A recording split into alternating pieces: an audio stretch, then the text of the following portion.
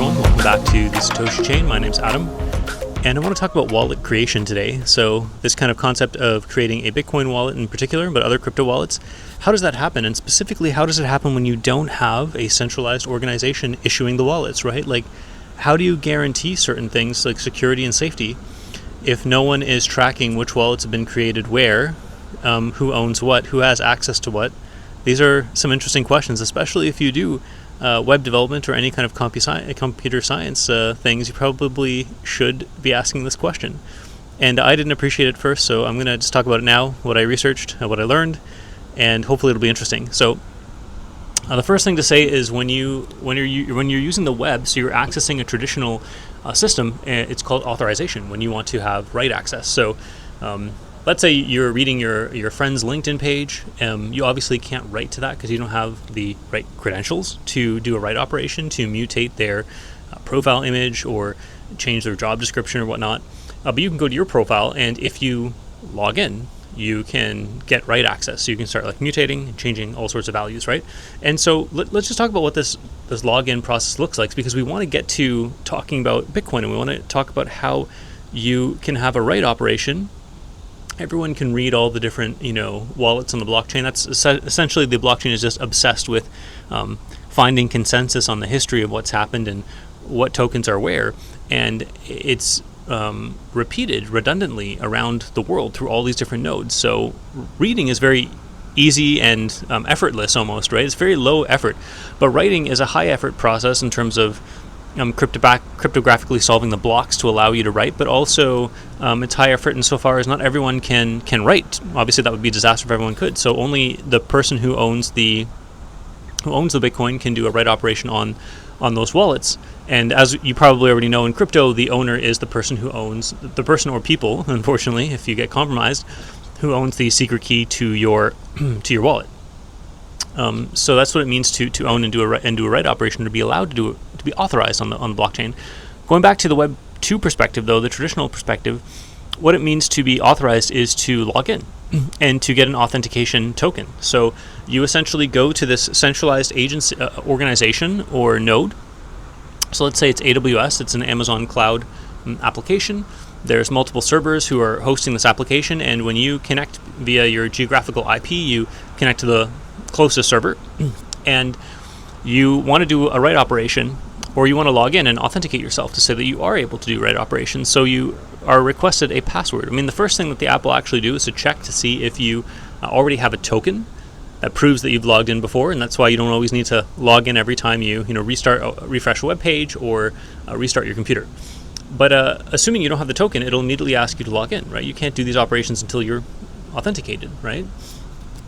And then once you're authenticated, you should be authorized. So authentication is just saying that you do have a password and credentials here, and authorized means that the action that you're trying to do, you're able to do given the level of access that your role or your user has, like the type of person you've logged in.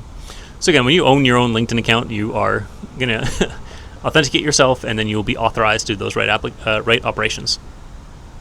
So if you don't have a token already pre-existing on your site, you're going to have to provide a password. Now, what you do when you provide the password is it gets encrypted, and it gets sent along, the kind of internet pipelines, and it reaches the server, and the server checks your password against another encrypted version of your password that they're storing on their machines. So everyone's accounts are being stored in a centralized place. Obviously, that's an attack vector, right? If those accounts can be hacked, they are still encrypted. The passwords are still encrypted, but your passwords are there. They are accessible, and they're probably duplicated across multiple different servers and potentially across multiple different zones. So AWS and other cloud computing offerings have like different zones, basically. A Pacific zone, like West Asia, East Asia, West Europe or South Europe, North America, and they've got like different areas and different servers within those zones. So your password on LinkedIn, for example, or Facebook might be replicated across multiple different databases, across multiple different servers, and even across multiple different zones. So that increases your attack vector, right, where you could be essentially you can be vulnerable because you have this data replicated across a whole bunch of places, and also you've got many different users' data replicated. So it's very appealing for someone to try to attack if they can get access to one of those databases and hopefully decrypt the passwords. They can get access to a lot of information from a lot of different people. And again, you wouldn't want that with your, kind of like your bank account. It seems kind of risky. Although that's, again, this is how all traditional systems work, including traditional bank accounts. Once you are authorized and you log in, you are authenticated, your machine, then your client machines, that means your phone or your laptop or whatever other device that you have used to authenticate yourself, receives a token. It's called a bearer token. And basically the idea around this is that servers cannot be... servers get a whole bunch of requests all the time, right? There's just like all these random devices, and there's MacBooks, and there's tablets, and there's a fridge, an Internet of Things fridge, and there's AI agents now that are making all sort of requests to your endpoint, right? To this opening, this like port that receives requests. A port as not as in like, well, I'm thinking a port is in like an actual physical, like a port where boats come and dock. But there's also ports in computer science as well. But let's say you have that physical port where things come and dock, right? You've got like this opening, this like dock, and there's a whole bunch of ships just lining up and trying to send you information, and get quite chaotic in a way. And you need to reply to each one of these, and you need to make sure that you're replying quickly. And so the best thing that they can do is give you some certificate that you can trust, right? So they give you like some proof that they are who they are. Very, very quickly you can authenticate it, and that's what that bearer token is. So once you log in, your client machine is actually sent. It's stored on your client machine, and it could be for 30 minutes, it could be for 5 hours, it could be for 5 days. There's different expiry dates that the companies can set on these things. And then every single request thereafter that you make, it sends off, redundantly and repeatedly sends off that bearer token, because every request that comes from your machine is a new request that needs to be verified. So there is no... Other than maybe like creating, I don't know if there's kind of like a tunneling or some sort of way in which you can create a secure network without doing this. But most systems, I believe, just repeatedly look for the token to be provided when a request is made. So they're continually and indefinitely verifying you. Okay, so that's how Web 2 works. So what about Web 3? Like, what is going on? Because again, now we've got this conundrum. There is no centralized database. There is no issuing authority. It's not like you go knock on someone's door, and you make a request like, I want a wallet, and then they go, okay, cool, I've got you, bro. Let me create something here. Here's your wallet, and I'll store a record of that wallet so I know that it belongs to you. That's not what we're doing with crypto. So what is happening? So enter the BIP39 standard. This is a standard that Bitcoin has. Maybe other blockchains have, I'm not sure. It consists of 2,048 words. So it's 2,048 words. Those are, you're probably familiar with them, your seed phrase words. So your seed phrase is made up of 12 to 24 of these like 2,048 words. And let's just talk about permutations for a second. How many different combinations of those words do you think is possible? Just raw permutations. This is not actually how the Bitcoin blockchain works. It's not going to be all of these permutations are valid. About 1 in 8 or 1 in 16 is valid, something like that. But let's just talk about all those words. 2,048. How many different combinations are there? Well, a metric fuck ton. There are a lot of combinations there.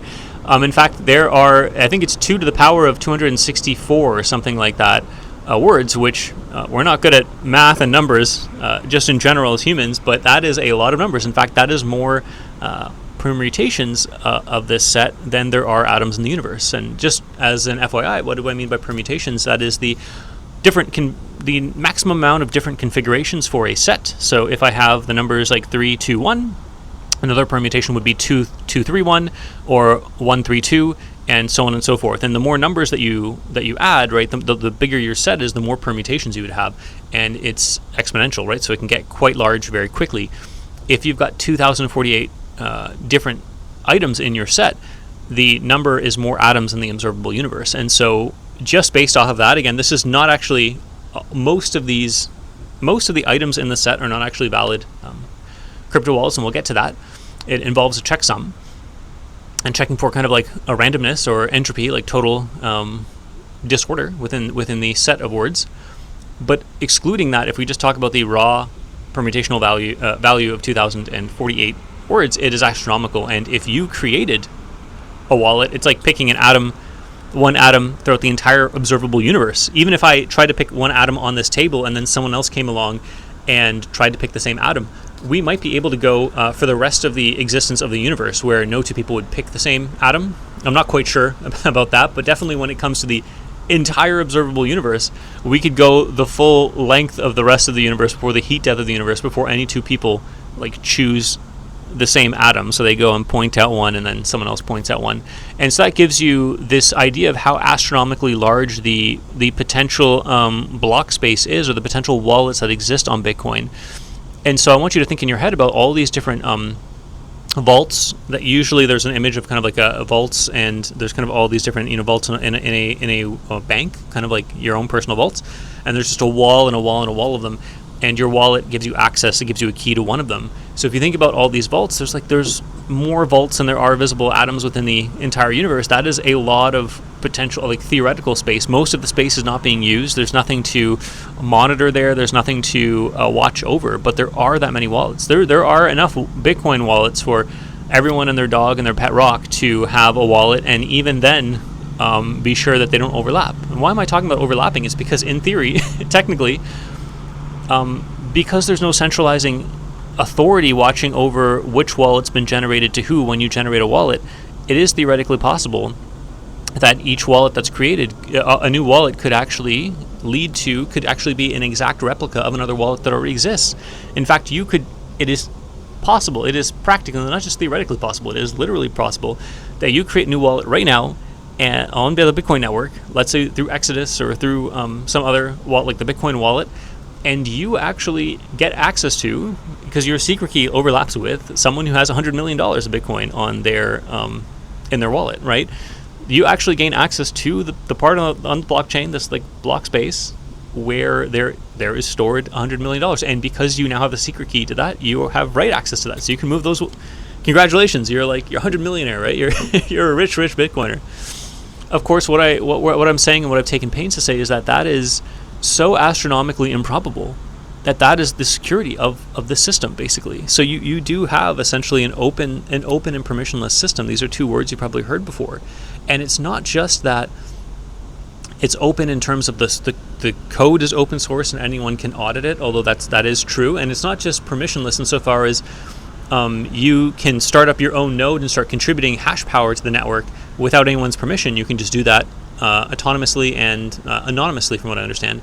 It's not just those aspects. It's also that you can, without anyone's permission, you can create a wallet and you can have block space on the blockchain. And specifically when it comes to layer ones like Ethereum and Solana, you can have a valid address for receiving essentially an abstraction of a fiat currency, a stablecoin, a USDC. So you can be banked essentially. You can actually receive. I don't know if people hate crypto and they're like, there's no value there, but I mean, stablecoins seem to work. I can effortlessly exchange them into the fiat currency they represent very easily, and many people will accept these stablecoins. And there's a lot of stablecoin regulation going on right now. So the proposition really here that I don't think most of the planet still understands. They've probably been told them, but they don't understand, is that there's enough block space now for everyone to have their own essentially personal bank, right? Without KYC, without going through a bank. They can just do it on their own. They can download an app. And that space exists right now with Ethereum, with Solana, with Bitcoin. It's already there. It's there for the taking, basically. Again, people aren't really aware of this. These systems are large and massive, and in many ways they will not replace Web 2. Which is very efficient. You've got so much efficiency with centralization, but nonetheless, they in their grandeur and their bigness, they've afforded for everyone to have this like open permissionless access, which I find quite fascinating, and I hope you do too. So what does this mean? I initially thought incorrectly that you would be able to print out the 2048 BIP 39 standard words into a book, and you could send it off to anyone, and they could choose 24 of those words or 12 of those words, and they could create a wallet. This is actually not the case, because there's something called the checksum, and I'm not super solid on all these concepts. This is more technical than we've currently been, which is, I think, pretty technical so far. But essentially, when you have a wallet generating device, what you actually do is create an entropic number, so some number that has high entropy, which in computer science, from what I understand, means that it is highly disordered and highly chaotic, basically. So it is as random as you could get within the realm of computer science, which is not pure randomness, and that's why there's a there's a YouTube video where it shows that in order for one company to produce randomness, they actually have a web camera watching a bunch of lava lamps, because the lava lamps, the way that the molecules and the bubbles move throughout the lamp is purely chaotic. Like, there is no way for anyone to run a simulation of that and to understand how it works. It's so complicated because it's the thermodynamics of liquids. So they've got a wall of lava lamps, and from that they have state. They have like different state that they can translate into zeros and ones into a binary, and so that's how they get like purely random codes. Oh, I think that's how I think it's how the authenticator apps work. So, you know, your 2FA authentication, and you've got like the codes that refresh every 30 seconds or whatever. It's actually powered by, I think, one of the big companies that powers this. They're using lava lamps to generate that randomness, which is just to say that pure randomness from a digital machine is currently like not possible. But nonetheless the entropy that is created with Bitcoin is sufficient enough without, you know, using lava lamps. So they've got this really large binary number that is has extreme levels of randomness, and then from there is derived the secret key. So this is to say that if you chose 12 words or 24 words from the BIP39 standard, it might not have sufficient randomness to pass the checksum evaluation, which I think evaluates the entropy that you have with the seed phrase that you've got in order to ensure that you have basically a valid wallet, and that through doing that operation, you've also ensured that the wallet that you've generated has sufficient variability or randomness from the seed phrase, right? You think of like maybe the most insecure potential Bitcoin wallet. It's not actually a real possibility, but if it was not the case that you were not generating randomness first and then deriving a valid set of seed phrases from there, one of the most insecure wallets on the blockchain would be the first like 12 or 24 words of the BIP39 standard, like alphabetically, right? And that would be, I wanted to make a video that almost said like, I found the most insecure wallet on the blockchain network, but you can't, that is not an actual valid wallet. So again, I think it's only 1 out of 16 words or something like this, maybe less, of possible words, possible permutations on the set of the BIP32 standard, the 2048 words, are in fact valid, and the rest are not. But that still leaves you, I believe, with such a large number that it is more atoms than are in the observable universe. So again, just to recap, that's how authorization and authentication works in crypto. Everyone has their private keys. We're all pretty much familiar with this, but how that hashes out, pun intended, like how that actually works out into a secure network that is also open and permissionless without having a centralized authority is quite fascinating. It's basically the infinite possibilities and extreme unlikeliness of minting two of the same wallets that allows for security within the system while keeping it open and not having any centralizing issuing authority. Okay, I've spoken a lot. I've said a lot of words. If you found that interesting, I hope you did. Again, that tied together for me this idea of openness and permissionless in a way that I didn't quite appreciate with Bitcoin before, and I just learned this recently, so I was kind of excited about it, thought I would talk about it. If you did find this interesting and you learned something, leave a comment down below. Give me a like, give me a subscribe. Thanks for watching the Satoshi Chain. My name's Adam, and take care. Bye now.